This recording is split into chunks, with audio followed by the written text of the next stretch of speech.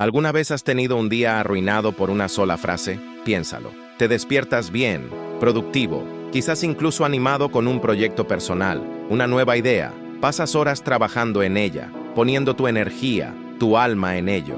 Y entonces, lleno de una vulnerabilidad esperanzada, se lo muestras a alguien, tu pareja, un amigo, un colega, y la respuesta que recibes es un jarro de agua fría, un comentario pequeño, quizás ni siquiera malintencionado. Algo como, «Ah, qué bien, pero no... ¿Crees que ya hay mucha gente haciendo eso?» ¡Boom! En ese instante, es como si se apagara un interruptor dentro de ti. Toda tu energía, toda tu pasión, simplemente desaparece. Ese pequeño comentario se transforma en un monstruo en tu mente. Resuena una y otra vez. La duda se instala. Tu obra maestra de repente parece mediocre. Tu genialidad de repente parece ingenuidad. Y el proyecto, que minutos antes era tu gran esperanza, ahora es arrojado a un rincón, abandonado, mientras pasas el resto del día sintiéndote pequeño, desmotivado e irritado contigo mismo por ser tan débil.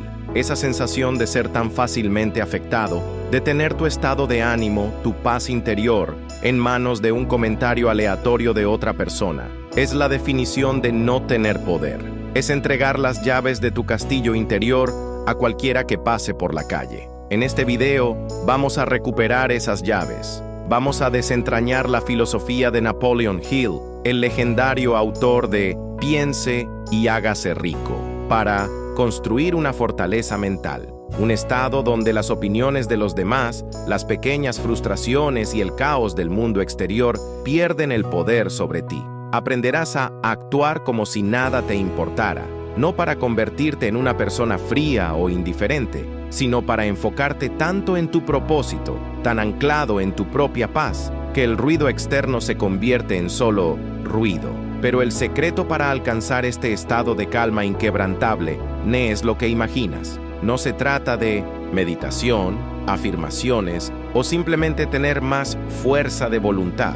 Es un único y contraintuitivo hábito mental que los más grandes líderes y pensadores practican, a menudo sin siquiera darse cuenta.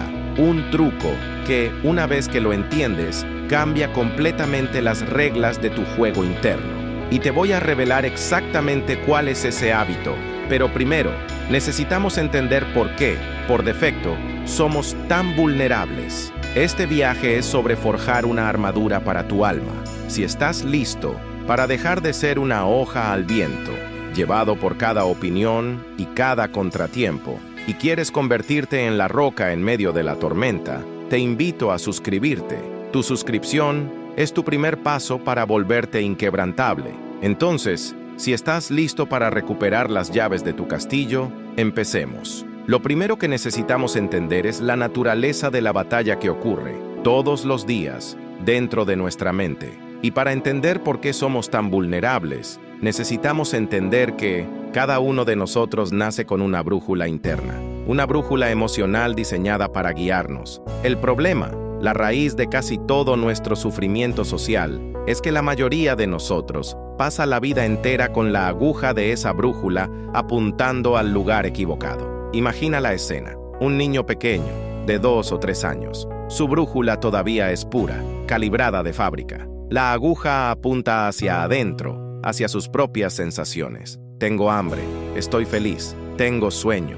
Expresa estas verdades internas con una honestidad brutal, sin ningún filtro. Si está feliz, ríe a carcajadas, sin importarle quién esté mirando. Si está enfadado, llora, sin preocuparse por ser educado. Es un ser perfectamente auténtico. Y entonces, el entrenamiento comienza. Está en medio del supermercado y empieza a cantar su canción favorita, en voz alta, porque su brújula apunta a la alegría, y recibe la mirada de desaprobación de su madre. El «shh, este no es lugar para eso». La aguja de su brújula, que apuntaba a su alegría interna, tiembla un poco y se mueve 1 milímetro hacia afuera, hacia la señal de aprobación de la madre. Aprende la primera lección. Mi sentimiento interno de alegría es menos importante que la señal externa de conformidad. En la escuela, hace un dibujo, un árbol morado con un sol negro.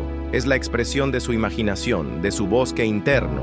La profesora con la mejor de las intenciones, lo corrige. Pero el sol no es negro, cariño.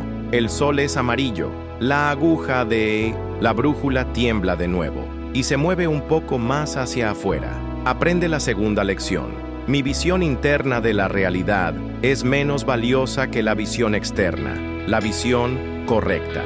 Años y años de este entrenamiento, en la escuela, con los amigos, en la familia, nos convertimos en maestros absolutos en una sola habilidad: leer el campo magnético de las expectativas ajenas. Aprendemos a ignorar las señales débiles y confusas de nuestra propia brújula interna y a volvernos increíblemente sensibles a las señales externas. ¿Qué quieren mis padres que sea?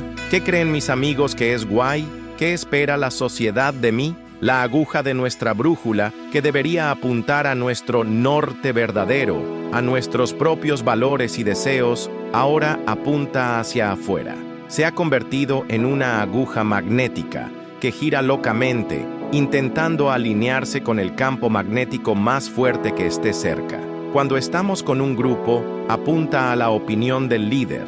Cuando estamos con nuestra familia, apunta a la tradición. Cuando estamos en las redes sociales, apunta a la validación de extraños. Y el resultado de esto, nos convertimos en camaleones, expertos en agradar. Pero cuando nos quedamos solos, en el silencio de nuestra habitación, la brújula se queda completamente perdida. Sin un campo magnético externo que la guíe, la aguja simplemente gira, descontroladamente, y esa sensación, la de no saber quién eres cuando nadie está mirando, es la fuente de nuestra inquietud, de nuestra ansiedad, de nuestro sentimiento de ser un fraude.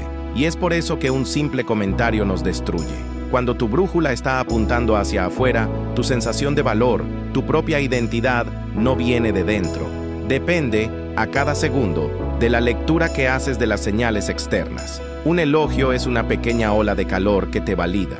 Una crítica, por pequeña que sea, no es solo una opinión. Es un terremoto que rompe tu brújula. Es una señal de que estás equivocado, de que estás en peligro de ser excluido de la tribu. Y tu reacción emocional desproporcionada, la rabia, la tristeza, la obsesión por ese pequeño comentario, es el intento desesperado de tu sistema de recalibrar la aguja, de encontrar la señal de aprobación de nuevo, a cualquier costo. La persona que parece inquebrantable, esa que admiras, no es que no tenga problemas o no reciba críticas. La diferencia es que su brújula está hecha de un material diferente. La aguja no es de metal magnético, es de un material denso, pesado, no reactivo, como el diamante. Un material forjado en años de autoconocimiento y de decisiones alineadas con sus propios valores. Ese material es lo que Napoleon Hill llamaba un propósito principal definido. Su brújula no apunta hacia afuera, apunta tercamente hacia adentro, hacia su propio norte. Y cuando los campos magnéticos externos de las opiniones ajenas intentan tirar de su aguja, ni se inmuta. Una crítica, para ella, no es un terremoto, es solo el clima, información sobre el tiempo que hace fuera, pero que no tiene el poder de cambiar el destino de su viaje. Entonces, la vulnerabilidad no es una debilidad de carácter, es un problema de calibración. Estamos intentando navegar por el complejo océano de la vida con una brújula que fue diseñada para apuntar a los otros barcos, en lugar de apuntar a las estrellas. Y el hábito mental que te prometí al principio, esa es la herramienta que Napoleon Hill usaba para, día tras día, recalibrar su brújula, para desmagnetizar la aguja y garantizar que apuntara, sin desvíos, a su propio norte. Y en la próxima parte, vamos a revelar finalmente cuál es ese hábito y cómo puedes empezar a practicarlo. Y ese hábito, esa herramienta de recalibración, es sorprendentemente simple en su forma, pero de una profundidad transformadora. No es una técnica compleja, no es un ritual de una hora, es el hábito de, todos los días, reconectar con tu propósito principal definido. Ahora, esas 3 palabras, propósito principal definido, pueden sonar como algo sacado de un libro de autoayuda antiguo y polvoriento,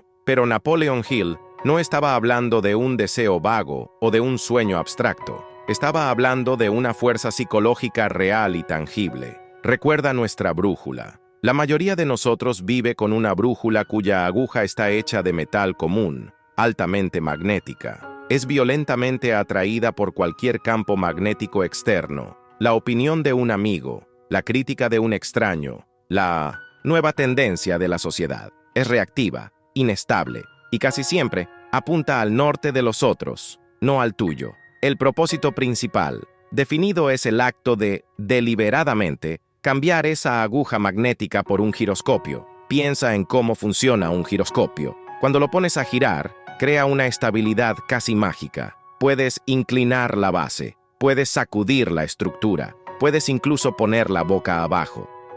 Pero el centro del giroscopio permanece tercamente, inquebrantablemente, apuntando en la misma dirección. No reacciona a las fuerzas externas. Se mantiene fiel a su propia rotación, a su propio centro.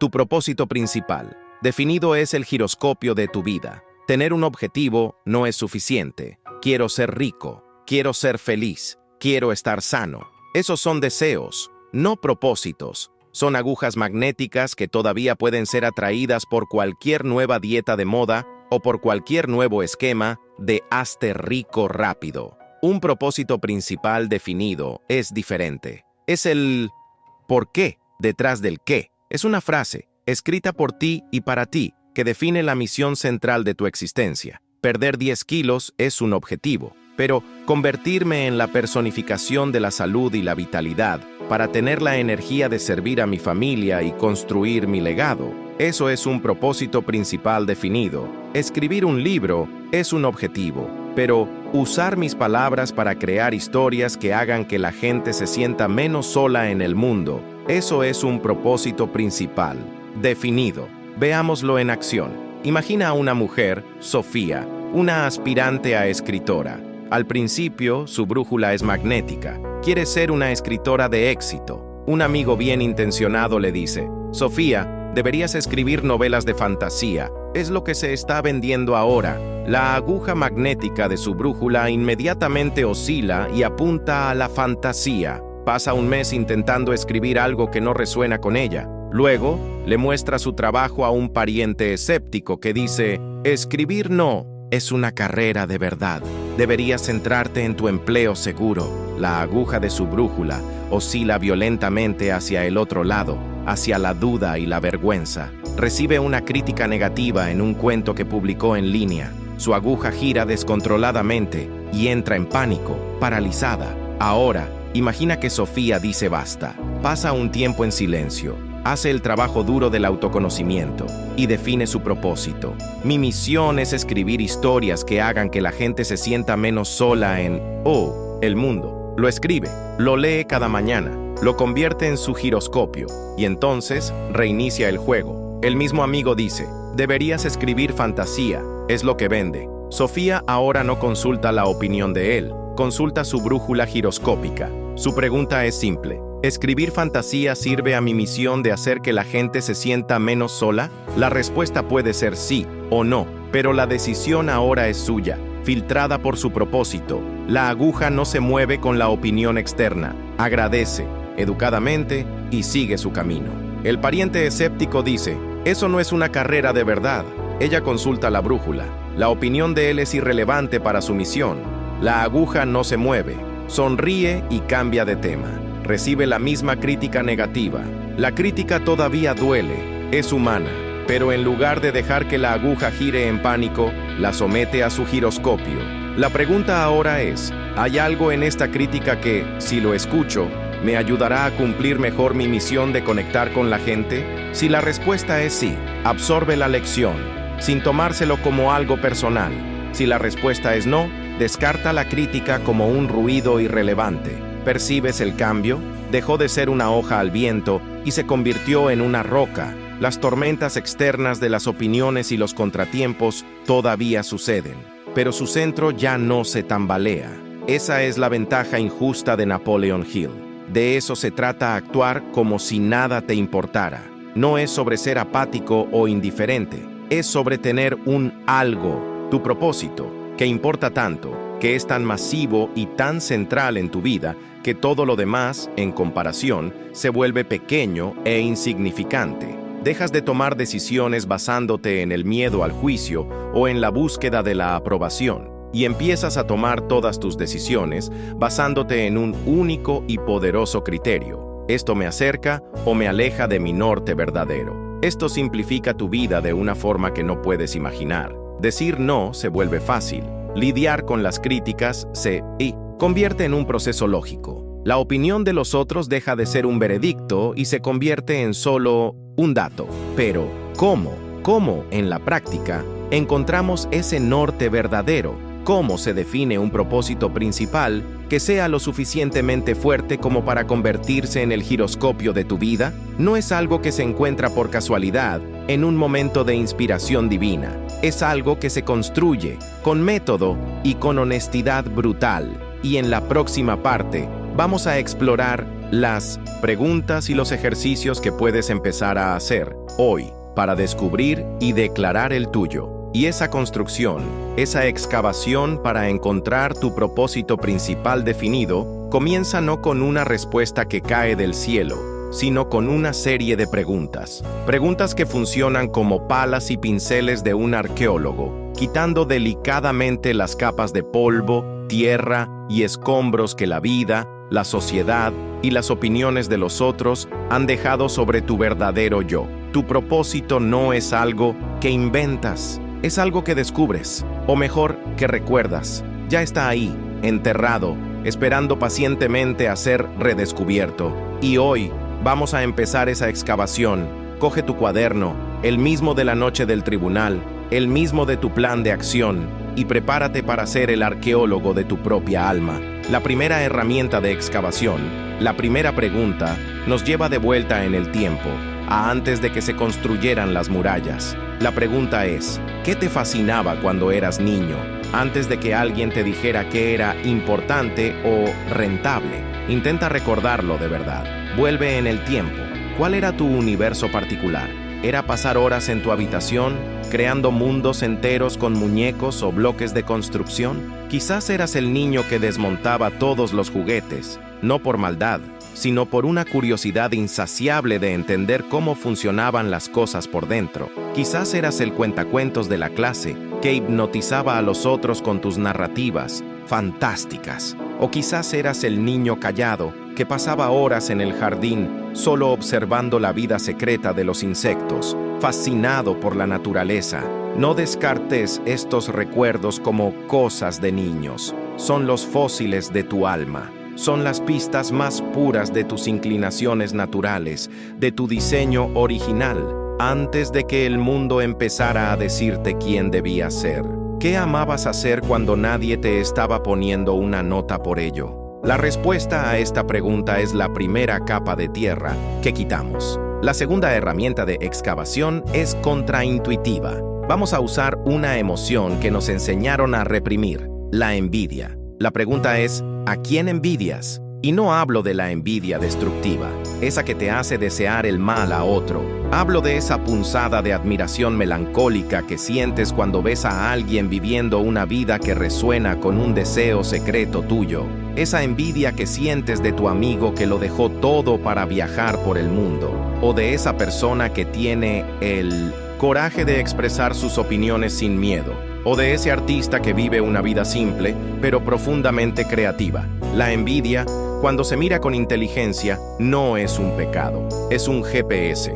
Es una flecha de neón parpadeante apuntando directamente a un valor que está dormido dentro de ti. No quieres la vida de esa persona, quieres lo que su vida representa. La envidia de tu amigo viajero quizás sea tu espíritu gritando por más aventura y libertad.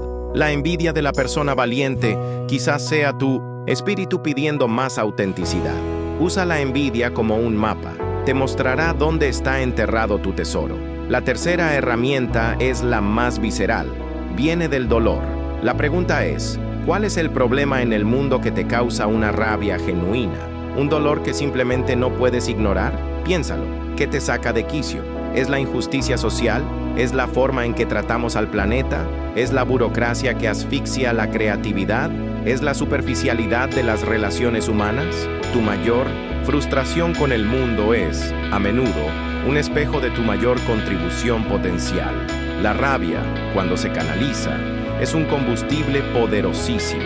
Ese problema que te atormenta, que te indigna, es, a menudo, tu misión disfrazada de monstruo. La herida que te sientes llamado a curar en el mundo está, frecuentemente, conectada a tu propia herida más profunda. Y la cuarta y última herramienta es la más simple de todas. Es tu laboratorio de energía. La pregunta es, ¿qué actividades te dan más energía de la que te quitan? Piensa en tu día. Hay tareas que, al terminarlas, te dejan sintiéndote drenado, vacío, como si tu fuerza vital hubiera sido succionada. Y hay otras, raras y mágicas, que, incluso después de horas de trabajo, te dejan sintiéndote más vivo, más energizado que cuando empezaste.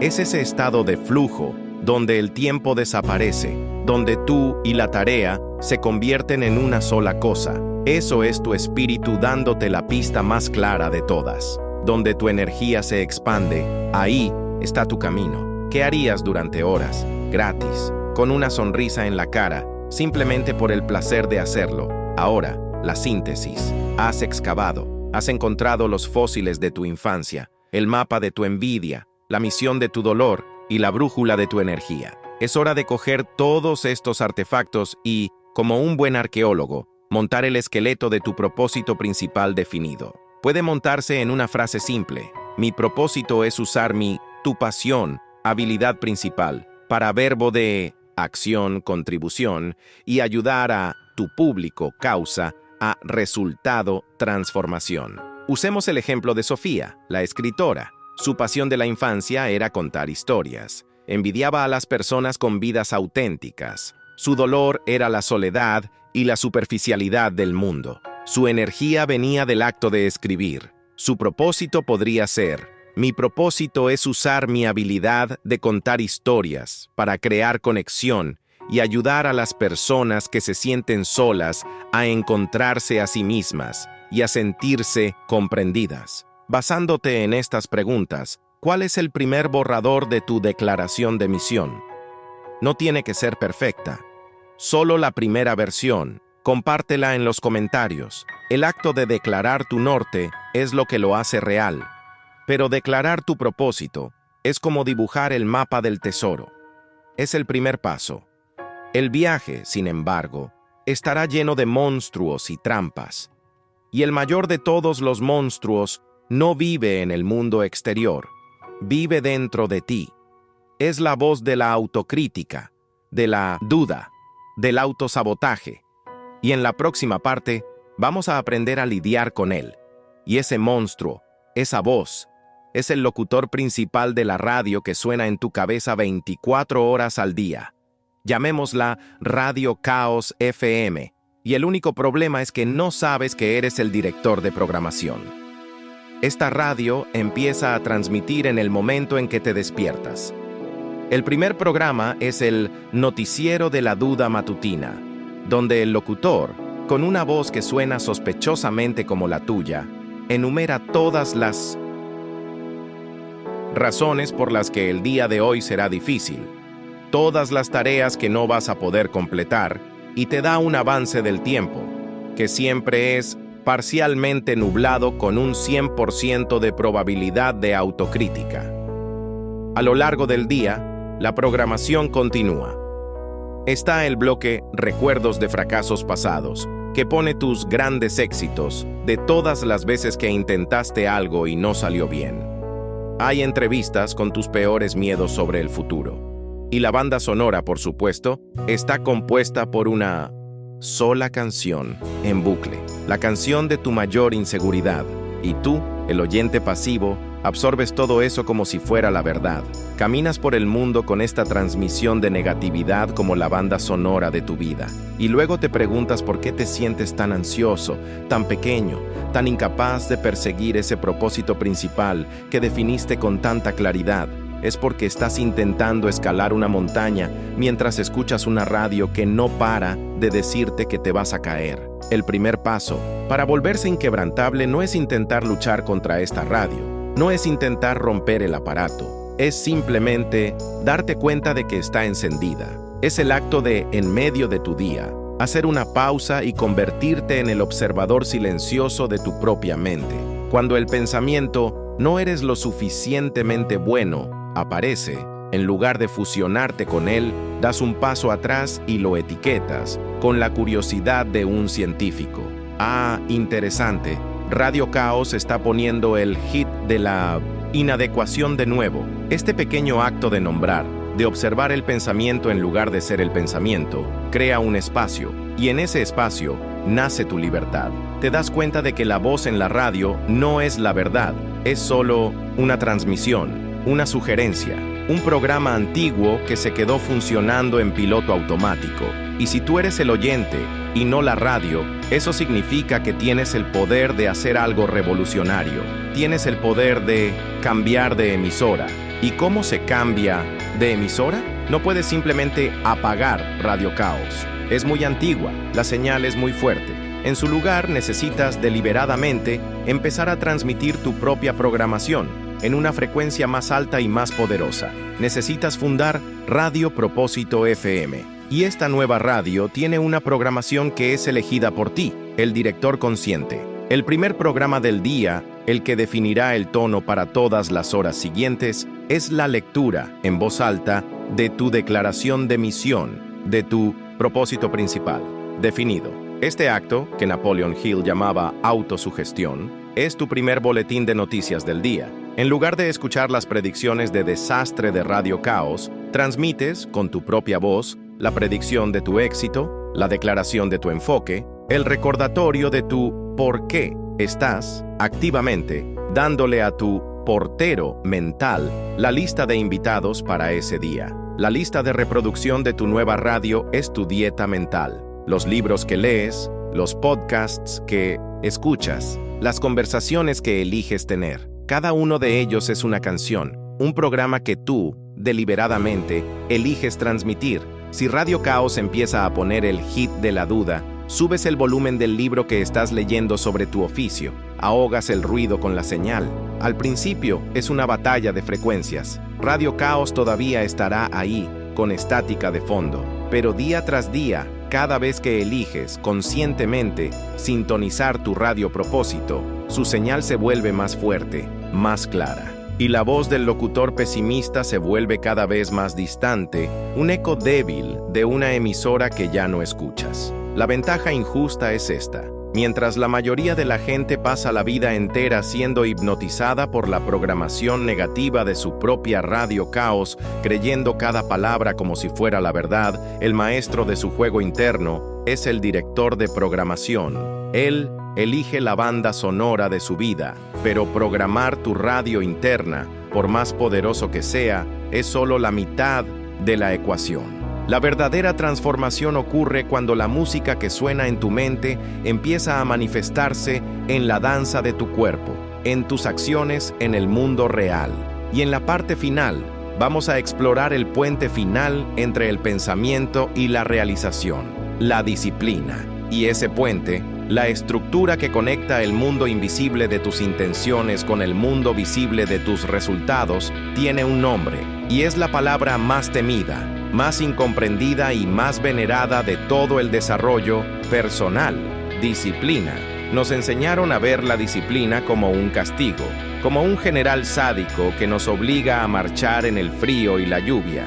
La asociamos con el dolor, el sacrificio, la ausencia de alegría, y por eso la evitamos. Preferimos esperar la visita inconstante de la motivación, esa ola de energía que nos lleva durante 1 o 2 días, pero que siempre, inevitablemente, nos deja en la orilla, esperando la siguiente. Pero Napoleon Hill y todos los grandes maestros de la vida entendían la disciplina de una forma diferente. La disciplina no es autocastigo, la disciplina es autorrespeto en acción. Piénsalo. Cada vez que dices, mañana empiezo la dieta, mañana voy al gimnasio, mañana escribo la primera página, y el mañana llega y no lo haces, no estás solo rompiendo una promesa, estás enviando un mensaje poderoso a tu subconsciente. El mensaje es: mi palabra no vale nada, no soy confiable, no me tomo en serio. Y cada vez que repites este ciclo, tu autoestima se erosiona un poco más. La disciplina es lo opuesto. Es el acto de honrar la promesa que le hiciste a tu versión más sabia de ti mismo. Es el acto de decir, mi palabra tiene peso. Soy el tipo de persona que hace lo que dice que va a hacer. Cada pequeño acto de disciplina no es sobre el resultado externo. Es sobre la construcción de tu confianza interna. Imagina que tu yo de hoy y tu yo del futuro están en lados opuestos de un abismo, el abismo de la inercia. Al otro lado está la persona que sueña ser sana, enfocada, realizada. Y tú, de este lado, miras la vastedad del abismo y te sientes paralizado. La mayoría de la gente pasa la vida entera al borde de este abismo, solo mirando, soñando. Esperan que un día un puente mágico aparezca. El maestro de su mente entiende que el puente no aparece. El puente se construye y la disciplina es el acto de, todos los días, asentar un único y pequeño tablón de madera sobre ese abismo. El primer día, el acto de disciplina es minúsculo. Tu regla de 2 minutos. Es tu paso ridículamente pequeño. Es el primer tablón. Parece frágil, inseguro. Lo colocas sobre el vacío y el miedo a caer es inmenso.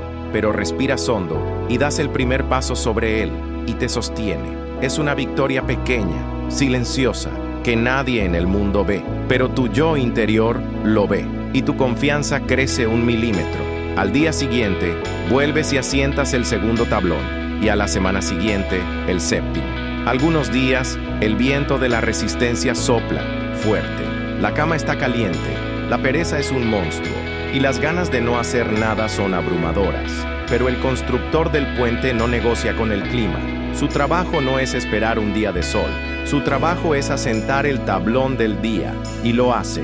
Con el tiempo, algo extraordinario sucede. El puente empieza a tomar forma. Lo que antes era una serie de tablones frágiles, ahora es un camino. Y el camino, de tan usado, se convierte en la nueva ruta estándar. Tu cerebro, que opera por la ley del mínimo esfuerzo, empieza a darse cuenta de que es más fácil y más eficiente seguir por el puente que has construido que bajar al fondo del abismo y escalar el otro lado. Tu nuevo hábito, construido con el cemento de la disciplina, se ha convertido en el nuevo camino de menor resistencia. Y cuando una gran oportunidad aparece al otro lado del abismo, la persona que pasó la vida entera solo mirando solo puede suspirar y decir, ¡qué suerte! Pero tú, el constructor del puente, puedes simplemente, con calma y confianza, caminar sobre la estructura que tú mismo construiste día tras día e ir a buscar lo que es tuyo. Eso es la disciplina. No es una prisión. Es tu herramienta de construcción de la libertad. Y así es como se construye la fortaleza. Con una brújula interna que apunta a tu propósito, con una radio mental que transmite tu fuerza y con la disciplina diaria que construye el puente hacia tu realización. Y cuando unes estas 3 cosas, cuando dejas de ser el espectador pasivo y te conviertes en el arquitecto activo de tu vida interior, ¿qué sucede con tu vida? Lo que sucede es que te vuelves inquebrantable. Y ser inquebrantable no significa que te vuelvas frío, apático o sin emociones. Al contrario, significa que tu paz interior, tu sensación de valor, deja de ser una consecuencia frágil de las circunstancias externas y se convierte en una fortaleza construida por ti, piedra por piedra, en el centro de tu ser. Recuerda esa escena del principio. La persona que tiene su día arruinado por un solo comentario irreflexivo. El tú del pasado, con la brújula magnética, habría sido arrojado a un vórtice de duda y rabia durante horas, quizás días. El tú de ahora, el maestro de tu mente, opera de forma diferente. El comentario llega, y todavía lo sientes. La pequeña punzada de la injusticia, el calor de la rabia, la ola de 90 segundos todavía ocurre, pero ahora existe un espacio, y en ese espacio tu nueva programación entra en acción, tu brújula giroscópica, propósito principal, definido, apenas se inmuta. Te preguntas, ¿la opinión de esta persona tiene alguna relevancia para mi misión? La respuesta es no. Radio Caos FM intenta empezar a transmitir el hit de la autocrítica, pero tú, el director de programación, Calmadamente cambias la emisora a tu radio propósito y usas tu disciplina, tu puente, no para reaccionar, sino para tomar tu siguiente acción deliberada. El comentario, que antes era un terremoto, ahora es solo el clima, un viento pasajero. Lo notas y sigues adelante, anclado en tu propio centro. No actúas como si nada te importara. Tú, de hecho, dejas de preocuparte por las cosas que no importan, y esa es la verdadera libertad. Entonces, recapitulemos el viaje que hemos hecho aquí, el manual de instrucciones para construir esa fortaleza. Comenzaste esta conversación sintiendo el dolor de que tu paz fuera robada por cada pequeña crítica, por cada contratiempo. Descubriste que tu vulnerabilidad nacía de una brújula interna calibrada hacia afuera, hacia la aprobación de los demás, dejándote como una hoja al viento. Luego, descubriste el gran secreto de Napoleon Hill, el hábito de recalibrar esa brújula todos los días, alineándola con tu propósito principal definido, transformándola en un giroscopio que apunta tercamente a tu propio norte verdadero. Recibiste las herramientas de un arqueólogo para excavar ese propósito desde dentro de ti mismo, analizando tus curiosidades de la infancia, tu envidia, tu dolor y tu energía. Aprendiste a convertirte en el director de programación de tu radio interna, a crear tu radio propósito FM para ahogar el ruido constante de la duda y la negatividad que viene de Radio Caos. Y finalmente, entendiste que la disciplina no es un castigo, sino el autorrespeto en acción. El acto diario de construir, tablón por tablón, el puente que te lleva del mundo de las ideas al continente de la realización. La calma inquebrantable no es un don que algunos reciben y otros no. Es una habilidad, es una práctica, es el resultado de un entrenamiento. Tu viaje para convertirte en la roca en medio de la tormenta comienza con el primer no que le dices a una opinión irrelevante. Comienza con la primera vez que eliges escuchar la voz de tu propósito en lugar de la voz del miedo. Comienza con tu próxima decisión. Si esta conversación te ayudó a encontrar el camino para construir tu propia fortaleza mental, deja tu like para que este mapa pueda encontrar a otros arquitectos que buscan la paz en medio del caos. El aprendizaje es un juego infinito, y la siguiente fase de tu viaje, el próximo desafío, te está esperando en este video que aparece en la pantalla.